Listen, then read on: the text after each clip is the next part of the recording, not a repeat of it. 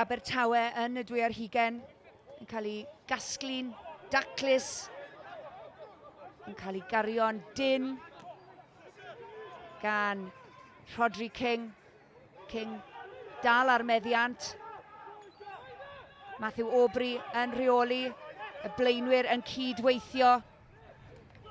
Dal i fynd mlaen ma Abertawe, ond Hopkins yn gweld y bwlch ac yn mynd amdani, yn ei sgibo, yn mynd yn isel, ac mae e drosodd. RGC sy ar mantes nawr, y tafliad i mewn yn lan at Francis Roberts. Sgarmes yn ffurfio ar unwaith. Maen nhw'n rheoli, maen nhw'n dyn, ac yn sythu yn rholio'n pwrpasol tuag at y llinell. Amddiffyn Abertawe yn hollti. Petch Jones sydd gyda hi yn dal i fynd gyda'r momentum ac i lawr a the. Abertawe 5 metr i ffwrdd. Y tafliad i mewn o'r lein yn lan. Roberts yn ei gymryd. Abertawe yn gosod y chwarae. Yn cario, yn ailgylchu. Aubrey. Unwaith eto y ddolen, perffaith rhwng y blaenwyr i gyd.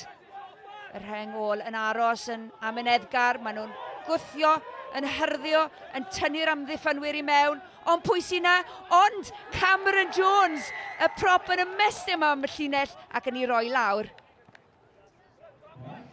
Sgrym anghystadleuol fydd yr ola o'r chwarae. RGC yn fyr ar fachwr ac Abertawe yn manteisio yn munudau ola'r hanner cynta. Yn clymu'r amddiffynwyr i mewn unwaith eto. Ryddhau gan Aubrey. Maen nhw'n aros mas yn llydan, ond y blaenwyr yn penderfynu i gadw'n dyn. Y bêl, ond mae'r bêl yn dal yn wylo Abertawe. Y bêl mas yn llydan at Iwan Glyn sydd yno i'w chasglu yn y gornel. Yn tirio ar drothwy'r egwyl fel bwled cyn y toriad.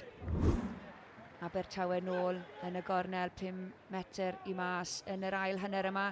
Y tafliad i mewn yn lan King. Nôl yn y sgarmes yn rheoli siop da cluniau'n isel gan Abertawe. Mae'n argoeli i fod yn ddramatig fan hyn. RGC sy'n cloddio ar y llinell, ond Abertawe sy'n dal i falu. King dal i reoli ac yn llwyddo. Tro RGC yn y gornel. Nawr Bert yn neidiwr.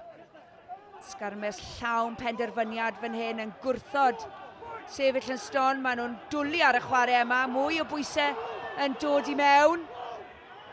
Abertawe dan straen go iawn y tro yma, ond Bert y bachwr sydd yn llwyddo i groesi'r gwyngalch. Abertawe ar mantes o ran y pwyntiau a hefyd o ran y chwarae ar hyn o bryd. Aubrey yn ffansio mynd amdani, ond yn cael ei dynnu i lawr. Fodfeddi'n bryn, ailgylchu fan hyn yn gloi.